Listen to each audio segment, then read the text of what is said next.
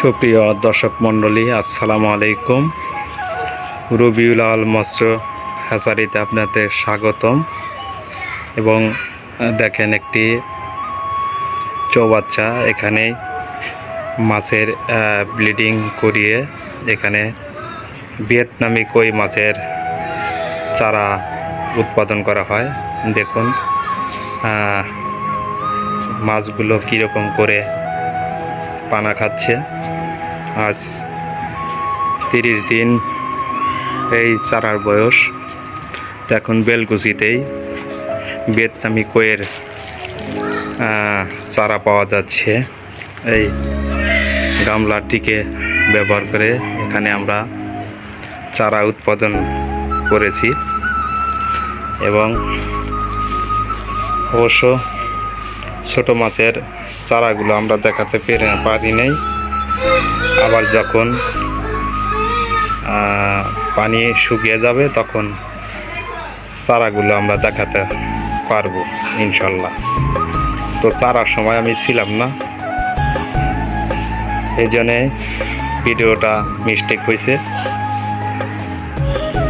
তো আগামী ব্রিডিংয়ের সময় আমরা আপনাদের ব্রিডিং কিভাবে করে, ইনজেকশন কিভাবে দেয় এবং মাছের চারা উৎপাদন করে ওগুলো আপনাদের ধাপে ধাপে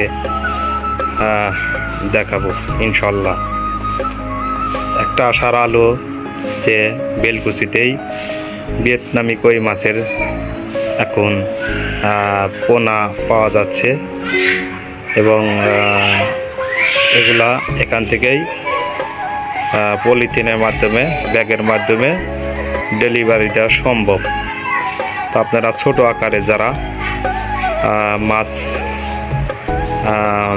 মানে লালন পালন করতে চান তারা স্ক্রিনে দেওয়া নাম্বারে যোগাযোগ করবেন এবং আপনাদের কাছাকাছি বেলকুচি, সিরাজগঞ্জ অল্প জায়গার ভিতর আমরা ডেলিভারি দিতে পারবো।